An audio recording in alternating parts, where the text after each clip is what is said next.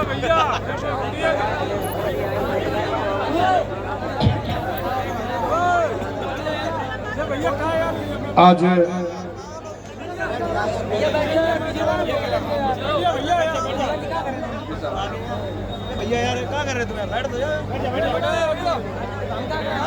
आज धम्म लोको बुद्ध विहार में आयोजित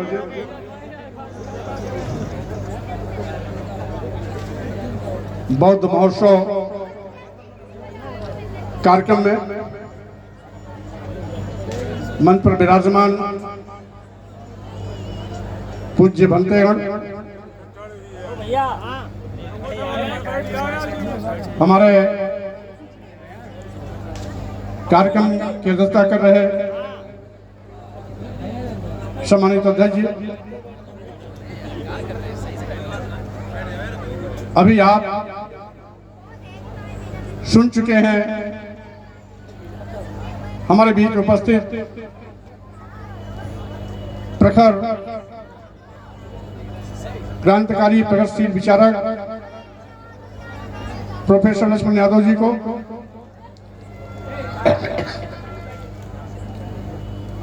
साथ ही साथ आपके पड़ोसी फर्रुखाबाद से सांसद का चुनाव लड़ चुके डॉक्टर नवल किशोर जी को, हमारे बीच में उपस्थित हैं भाई सत्यन साक्या जी, और साथ ही साथ अपनी जनता पार्टी के प्रदेश महासचिव आगरा और अलीगढ़ मंडल के प्रभारी भाई सत्येंद्र कुशवाहा जी, यहाँ पर उपस्थित हमारे फर्रुखाबाद के जिला अध्यक्ष भाई हैप्पी साक्या जी, यहाँ पर उपस्थित मैनपुरी, इटावा, औरैया, एटा के सभी सम्मानित जिला अध्यक्षगण, मंच पर बैठे हुए सभी सम्मानित महानुभाव साथीगण और सामने बैठे हुए बड़ी संख्या में सभी भाइयों बहनों नौजवान साथियों, उपासक एवं उपासिकाओं तथा सभी सम्मानित बुद्ध प्रेमियों, क्योंकि हम समझते हैं डॉक्टर लक्ष्मण जी के बोलने के बाद बोलने की आवश्यकता नहीं, और चूंकि मेरा भी ये चौथा कार्यक्रम, मैंने अमेठी से कार्यक्रम की शुरुआत की, अमेठी किया, रावड़ी में श्रवण किया, आपके संख्या में कार्यक्रम करके आपके बीच में आया हूं। हो सकता है अभी रास्ते में मैनपुरी वाले भी रोक ले, इसलिए लंबी बात नहीं करूंगा। साथियों, तथागत बुद्ध का संदेश केवल धर्म नहीं, वो विचार है, और ऐसा बहुमूल्य विचार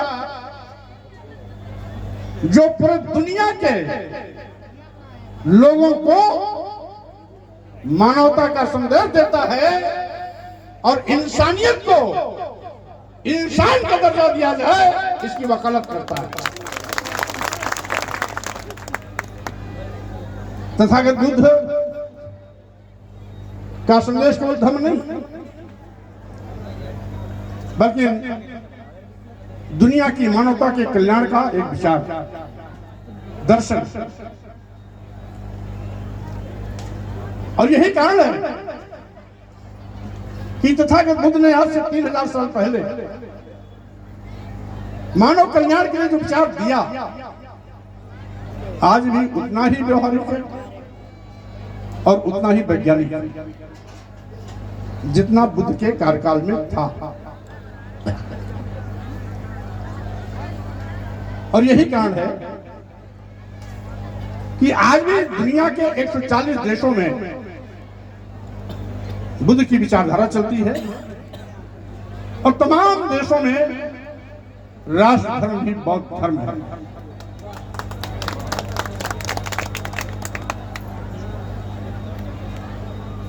बुद्ध के दर्शन में, बौद्ध धर्म में जात पात, छुआछूत, ऊंच नीच का कोई स्थान नहीं है। यानी जहां पर वर्णवाद होगा, ब्राह्मण क्षत्रिय वैश्य शूद्र होंगे, स्वाभाविक रूप से उसमें जातियां होंगी, और जहां जातियां होंगी वहां कोई ऊंच होगा, कोई नीच होगा। आपने सुना होगा, एक चित्रकूट के बाबा है, अभद्राचार्य, भद्राचार्य कोई नाम है उनका। अच्छा, वो एक दिन बयान दिए कि मैं सरजू पारी ब्राह्मण हूं, भारत का सबसे उच्च कुलीन ब्राह्मण हूं। सरजू पारी ब्राह्मण के अलावा जितने भी ब्राह्मण इस देश में हैं वो सब हमसे नीच है। अब बताइए, लोग क्या मानते हैं ब्राह्मण ऊंच है, लेकिन उन्होंने कहा नहीं, मैं अकेले ऊंच हूं क्योंकि मैं सरजू पारी हूं, और सरजू पारी के अलावा जितने ब्राह्मण हैं वो सब नीच है। यानी ब्राह्मणों में भी ऊंच और नीच है। ब्राह्मणों में भी 3, 13, 23 है। क्षत्रियों में जात पात है। क्षत्रियों में तमाम ऐसे क्षत्रिय हैं जिनमें लोग अपनी बेटी रोटी का रिश्ता नहीं करते। वैष्णव की जातियां हैं, और जिसको चातुर्वर्ण्य में शूद्र कहा गया,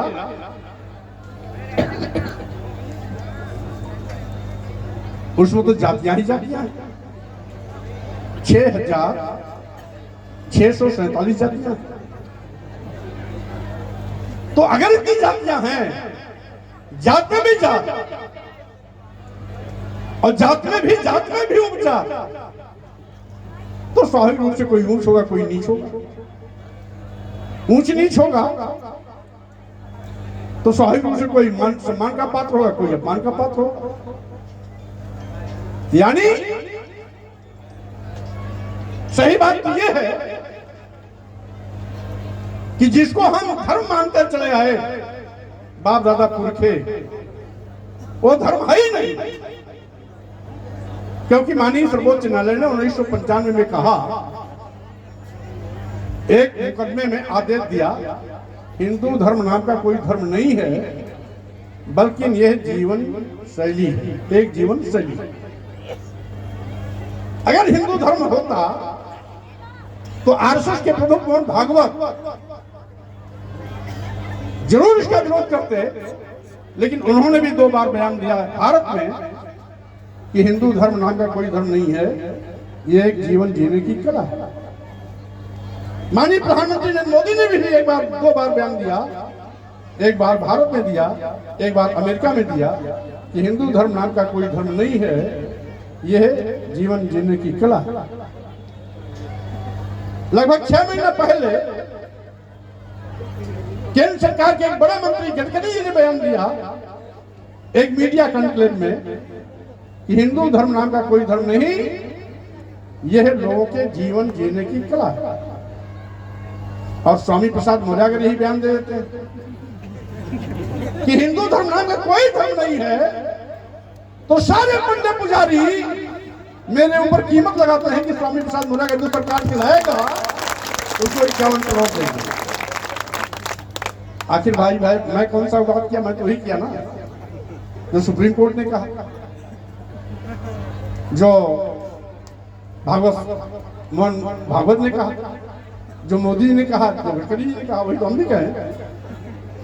अगर हिंदू धर्म नाम का कोई धर्म नहीं है, और सही में नहीं है, अगर होता तो मेरे हिंदू धर्म नहीं है, ऐसा प्रहार करने के बाद ये सनातन का चोंगा नहीं पहन पाए। यानी मान लीजिए कि हिंदू धर्म नहीं है, इसलिए कोई अपने को हिंदू नहीं कहता, अब कहता है हाँ सनातनी है। अभी हमारे नौजवान साथी साक्या जी, चेयरमैन पति कन्नौज कह रहे थे कि ये सनातनी जो कहते हैं ये भी हमसे उधार लिए हैं, ये भी सनातन शब्द इनका नहीं है। सनातन शब्द तथागत बुद्ध ने दिया, ये बुद्ध का शब्द है।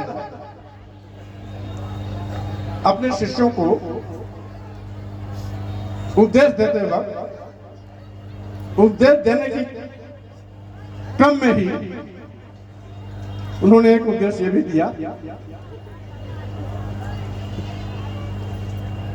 न ही वेरेन वेरान समन्ति कदाचनम अवेरेन च सम्मन्ति एष धम्मो सनातन। तमाम धर्मों का उल्लेख करते हुए कहा कि दुश्मनी निभाने से कभी खत्म नहीं होती।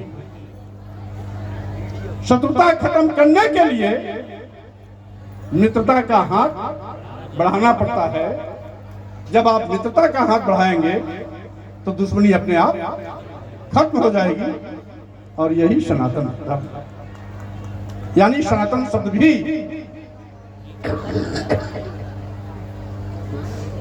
जब हिंदू नहीं है और सनातन तथागत बुद्ध से उधार लिया तो है क्या? ये कौन सा धर्म है? ये केवल धर्म है ब्राह्मण धर्म। ब्राह्मण धर्म इसको इसलिए नहीं कहते कि 2.5-3 फीसदी ब्राह्मण है, अल्पमत में आ जाएंगे, अल्पसंख्यक हो जाएंगे, मच्छर की तरह मसल दिए जाएंगे, इसलिए इनका धर्म बड़ा कहला है। इसीलिए जोड़ लिया क्षत्रिय भी, ब्राह्मण भी, क्षत्रिय भी, बनिया भी, शूद्र भी, दलित आदिवासी पिछड़े भी, सब हिंदू, जिससे कि बहुसंख्यक हो जाए। सही माने में हिंदू धर्म नहीं है, वो ब्राह्मण धर्म। अगर हिंदू धर्म होता, मान लीजिए अगर हिंदू धर्म होता तो हिंदू के ठेकेदार क्या मनुस्मृति में लिखते कि शूद्रम तु कार्य दास्यम प्रीतम अक्रीतम हुआ दास्यैव तु जन्मना ब्राह्मण तु स्वयंभू। यानी ब्राह्मण स्वयंभू शक्ति है, कुछ भी काम करने की आवश्यकता नहीं है। शूद्र गुलामी करने के लिए पैदा हुआ है, चाहे कुछ पैसा लेके करे और चाहे बेगारी में करे। किसने लिखा? मनुस्मृति में मनुष्य महाराज ने लिखा। एक चीज, यानी ये क्या है? ये ब्राह्मण वर्चस्व है। ब्राह्मण अपने को समर्पण बनाए रखने के लिए मनु के माध्यम से इस बात को लिख मारा। और इस व्यवस्था में केवल एक ऊंच है जो सबसे ऊपर है, सबसे ऊपर ब्राह्मण, फिर क्षत्रिय, फिर वैश्य, फिर शूद्र। कौन ऊंच है इन चार में? जो सबसे ऊपर बैठा है। और उसके नीचे जितने भी हैं, चाहे क्षत्रिय हो, चाहे वैश्य हो, चाहे शूद्र हो, सब नीचे। कोई 1 फीट नीचे है, कोई 2 फीट नीचे है, कोई 3 फीट नीचे, लेकिन नीच सब है, ऊंच केवल एक है। जैसे उंगली में 4 खाने हैं। सबसे ऊपर ब्राह्मण, दूसरे नंबर क्षत्रिय, तीसरे पर वैश्य, चौथे पर शूद्र, जो सबसे ऊपर ऊंच, उसके नीचे सब नीच। क्षत्रिय 1 फीट नीच, बनिया 2 फीट नीच और शूद्र 3 फीट नीच। इसमें कहाँ इंसानियत कहाँ है? कहाँ बराबरी, कहाँ दर्जा है? समता कहाँ है? बराबरी कहाँ है? और कितनी गैर बराबरी है? मनु व्यवस्था में यह भी लिखा हुआ, 10 वर्षम तु ब्राह्मणम 100 वर्षम तु क्षत्रपाः पिता पितरो बीजानिया ब्राह्मण त्रयो पिता। यानी 5 साल 10 साल के ब्राह्मण में, 100 साल के क्षत्रिय में पिता पुत्र का संबंध है, जिसमें 10 साल का ब्राह्मण 100 साल के क्षत्रिय का पिता है। क्या समझे? क्या 10 साल का ब्राह्मण 100 साल के क्षत्रिय का पिता होने की हैसियत रखता है? नहीं रखता। लेकिन फिर भी मनु महाराज ने लिख मारा। तो ये किसने लिखा कि अगर लोग क्षत्रिय को ऊंचा कहें तो क्षत्रिय भी अपनी हैसियत में रहे, और इसलिए लिख दिया कि 100 साल के क्षत्रिय 10 साल के ब्राह्मण पिता पुत्र का संबंध है, जिसमें 10 साल का ब्राह्मण 100 साल का क्षत्रिय का पिता है, 100 साल के क्षत्रिय का पिता है। जो सामाजिक रूप से स्वीकार नहीं किया जा सकता, वैज्ञानिक रूप से तर्क की कसौटी पर खड़ा नहीं उतरता, व्यवहारिक भी नहीं है। क्यों लिखा? इसलिए कि ब्राह्मण वर्चस्व बना रहे, ब्राह्मण के वर्चस्व को क्षत्रिय चुनौती न दे। आप देखते होंगे गांव में कोई कितना बड़ा क्षत्रिय हो, जमींदार हो, तालुकेदार हो, पुराना राजा महाराजा हो, उसके यहाँ भिखारी ब्राह्मण भी आता है तो कभी राजा साहब को प्रणाम नहीं करता। क्या कहता है? राजा की जय हो, आशीर्वाद मुद्रा में बोलेगा, राजा की जय हो, बाबू साहब की जय हो, ठाकुर साहब की जय हो। वो ठाकुर साहब प्रणाम कभी नहीं करेगा, राजा साहब प्रणाम कभी नहीं करेगा, बाबू साहब प्रणाम कभी नहीं करेगा। क्यों? क्योंकि जानता है, उसके संस्कार में है कि भले हमारी उम्र 10 साल की हो, भले मैं खाने बिना मर रहा हूं, गरीब हूं, लेकिन मैं इसका बाप हूं। इसलिए वो उसको प्रणाम कभी नहीं करता, उसको क्षत्रिय उल्टा प्रणाम करता है। और कभी कभी तो गांव में देखने में ताजुब लगता है, जब 10 साल का ब्राह्मण किसी बाबू साहब के यहाँ जाएगा तो वहां बूढ़ा बाबू साहब क्या कहेगा? बच्चा पायला। यानी एक तरफ बच्चा कह रहा है और दूसरी तरफ क्या कह रहा है? पायला। यानी किसका वर्चस्व? ब्राह्मण का वर्चस्व। और आगे देखिए, पूजा ही विप्र सकल गुणहीना, यानी समस्त गुणों से ही लंपट, चोर, डकैत, राष्ट्रद्रोही, बलात्कारी, देशद्रोही, सारे अवगुण हो, लेकिन अगर विप्र है, ब्राह्मण है, तो उसका सम्मान करो। ये क्या है? ये ब्राह्मण वर्चस्व नहीं है। और उल्टा क्या लिखा? आगे क्या लिखा? पूजन शूद्र गुण ज्ञान प्रवीणा।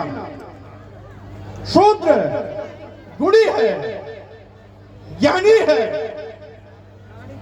डॉक्टर लक्ष्मण की तरह विद्वान भी है, फिर भी डॉक्टर लक्ष्मण का सम्मान मत करना, क्योंकि ये शूद्र है, ये नीच है, ये दलित है, आदिवासी है, बैकवर्ड है। यही हुआ था बाबा साहब डॉक्टर अम्बेडकर।